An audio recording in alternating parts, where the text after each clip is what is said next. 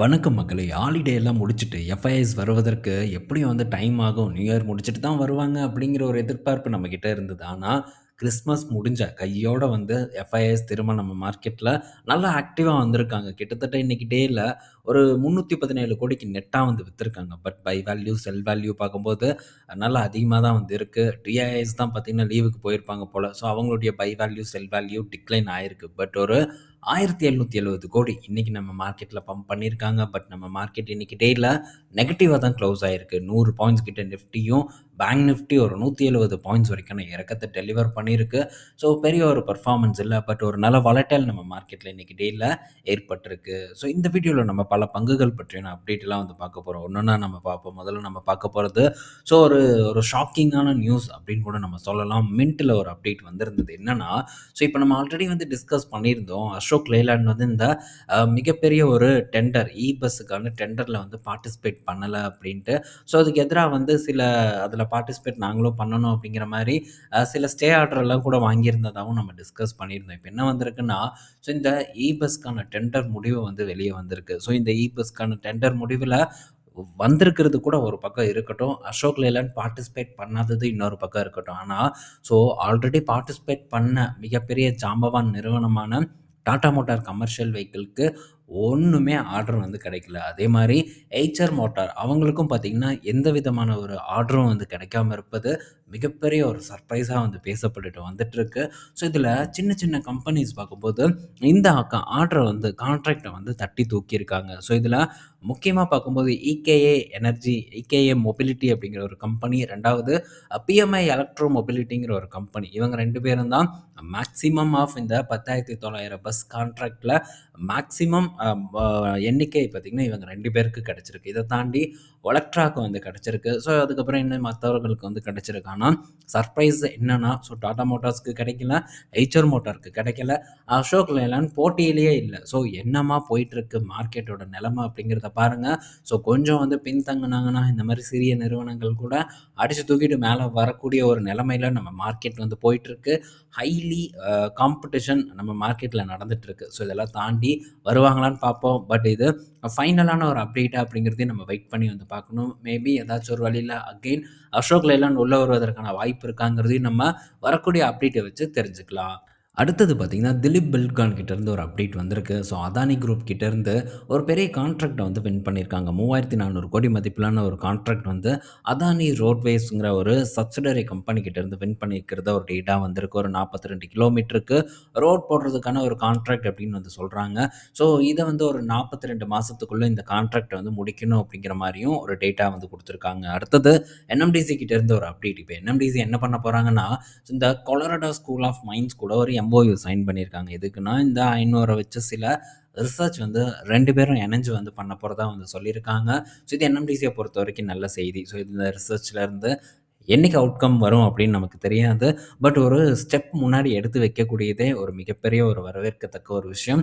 Maybe நம்ம எதிர்பார்க்காத சமயத்தில ஏதாச்சும் ஒண்ணு ரிசர்ச்ல கண்டுபிடிக்கலாம். கண்டுபிடிச்சு அந்த புது இனிஷியேட்டிவ மார்க்கெட்ல இறக்கும்போது, மேபி அது ஒரு நல்ல பெர்ஃபார்மன்ஸ இந்த என்எம்டிசிக்கு ஏற்படுத்தி கொடுக்கலாம். ஸோ என்ன பொறுத்தவரைக்கும் இது ஒரு நல்ல நியூஸ். அது மட்டும் இல்ல, என்எம்டிசி ரீசென்ட்டா நல்ல ஒரு ஏற்றத்தையும் குடுத்துட்டுருக்கு. இப்போ ஆல்மோஸ்ட் பார்த்தீங்கன்னா 52 வீக் ஹையும் கிராஸ் பண்ணியிருக்கு. ஸோ பார்ப்போம் தொடர்ந்து என்எம்டிசி திரும்ப அதோட புதிய ஒரு உச்சத்த ரீச் பண்ணுமான்ட்டு. பட் பண்ணும் அப்படின்னு தான் நானும் எக்ஸ்பெக்ட் பண்றேன். அடுத்தது ஸோ இந்த கோல்டு கசகசன்னு ஏறிட்டு இருக்கு. ஒரு பக்கம் சில்வர் ஏறிட்டு இருக்கு. சில்வர சார்ந்த கம்பெனிஸ் ஏறிட்டு இருக்கு. ஆனா இந்த கோல்ட சார்ந்த கம்பெனி ஒண்ணே ஒண்ணு மட்டும் பார்த்தீங்கன்னா, ஏறாம அப்படியே பார்த்தீங்கன்னா பிரச்சனையிலே வந்துட்டுருக்கு. ஸோ அதுதான் இந்த ராஜேஷ் எக்ஸ்போர்ட். இன்னைக்கு ஏதோ ஒரு 5% லோவர் சர்க்யூட் ஹிட்டா இருக்கிறதா சொல்றாங்க. ஸோ இந்த பங்கு இப்போ ஆல்மோஸ்ட் ஒரு 200 கிட்ட ட்ரேட் ஆயிட்டு இருக்கு.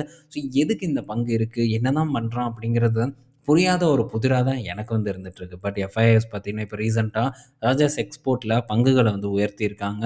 15க்கு கீழ இருந்தாங்க. இப்போ 15%க்கு மேல எஃப்ஐஎஸ் ஹோல்டு பண்றாங்க. அதே மாரி டிஐஎஸும் கணிசமா ஹோல்டு பண்றாங்க. ப்ரமோட்டர் ஹோல்டிங்லயும் எந்த ஒரு ட்ராப்பும் இல்ல. ஆனா நிறுவனத்தில என்ன நடக்குது அப்படிங்கிறது தான் நமக்கு புரியாத புதிரா இருக்கு. ஸோ இன்னும் வேற ஒரு விஷயத்த கிளைம் பண்றாங்க.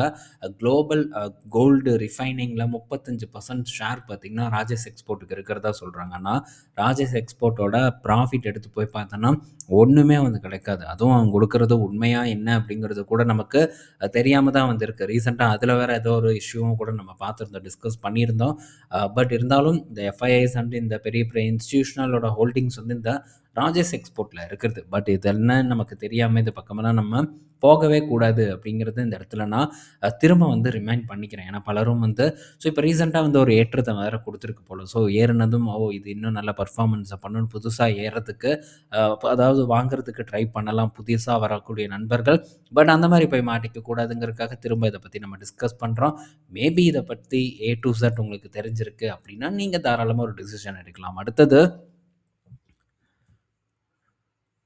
ஸோ இப்போ கோஃபோர்ஜ் கிட்டேருந்து ஒரு அப்டேட் வந்திருக்கு. என்னன்னா, கோஃபோர்ஜ் வந்து ஒரு $2.35 பில்லியன் வந்து யுஎஸ்ஸ பேஸ் பண்ண என்கோரா அப்படிங்கிற ஒரு கம்பெனிய வாங்க போறதா ஒரு டேட்டா வந்து குடுத்துருக்காங்க. கம்ப்ளீட்டா பார்த்தீங்கன்னா, ஷேர்ஸ வச்சு தான் வந்து வாங்க போறதாவும் சொல்லியிருக்காங்க. ஸோ இதில யார் வந்து இந்த என்கோராவ ஹோல்டு பண்றான்னா, அட்வான்ட் அடுத்தது பெயின் கேப்பிட்டல். ஸோ இவங்க 2 பேரும் தான் வந்து ஓன் பண்றாங்கன்னு நெனைக்கிறேன்.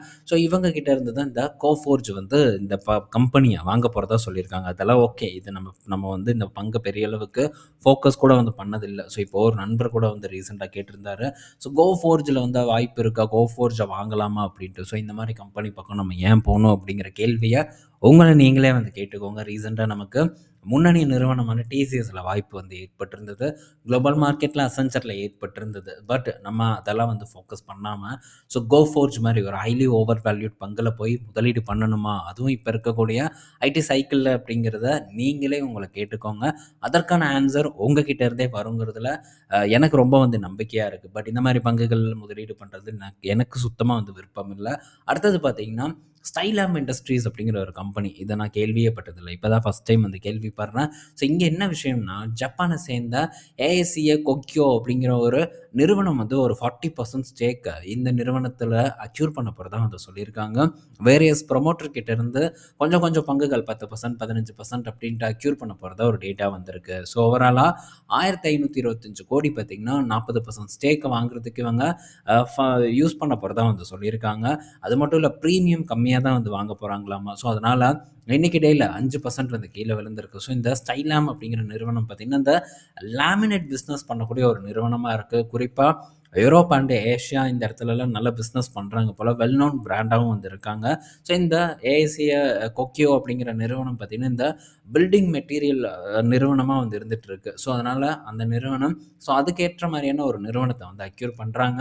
ஸோ வேல்யூவேஷன் பார்க்கும்போது ஓரளவு பெட்டரா இருக்கு. பட் ஒரு நல்ல பீக்ல இருக்கு. அதுவும் இல்லாம நமக்கு தெரியாது. பட் இவங்க அப்படியே ஸ்டெடியா ஒரு குரோத்தையும் வந்து குடுத்துட்டு இருக்காங்க. ஸோ இதெல்லாம் நமக்கு இப்ப தான் வந்து கண் பார்வையில வந்து பட்டிருக்கு. தொடர்ந்து வந்து நம்ம ட்ராக் பண்ண ட்ரை பண்ணுவோம். ஸோ அப்படி ட்ராக் பண்ணி நமக்கு ஏதாச்சும் ஒரு டைம்ல ஒரு விசிபிலிட்டி இந்த இடத்துல ஏற்படுதுன்னா, அப்போ இத பத்தி நம்ம ஃபோக்கஸ் பண்றத பத்தி திங்க் பண்ணலாம். அடுத்தது சன் ஃபார்மா கிட்ட இருந்து ஒரு அப்டேட் வந்திருக்கு. ஸோ ஆன்டி ஃபங்கல் ஷாம்பூ பார்த்தீங்கன்னா, யுஎஸ்ல ஒரு 17,000 யூனிட்ட ரீகால் பண்றதா ஒரு அப்டேட் வந்து குடுத்துருக்காங்க. ஸோ என்ன ரீசன்னா, இதில சில குறைபாடுகள் எல்லாம் வந்து இருக்கு. இதனால ஸோ சன் ஃபார்மா பார்த்தீங்கன்னா, ரீகால் பண்ண போறதா டேட்டா வந்திருக்கு. இது சன் ஃபார்மாவ பொறுத்தவரைக்கும் கொஞ்சம் நெகட்டிவ் நியூஸ் அப்டின்னே நம்ம சொல்லலாம். ஸோ அடுத்த ஃபார்மா கம்பெனிஸோட ரிசல்ட் எல்லாம் விரைவில் வர ஆரம்பிச்சுரும் ஜனவரி மாசம். ஸோ ஒண்ணொண்ணா வந்து நம்ம டிஸ்கஸ் பண்ணுவோம். எவன் எவன் எப்படி பெர்ஃபார்ம் பண்ணியிருக்கான்ட்டு.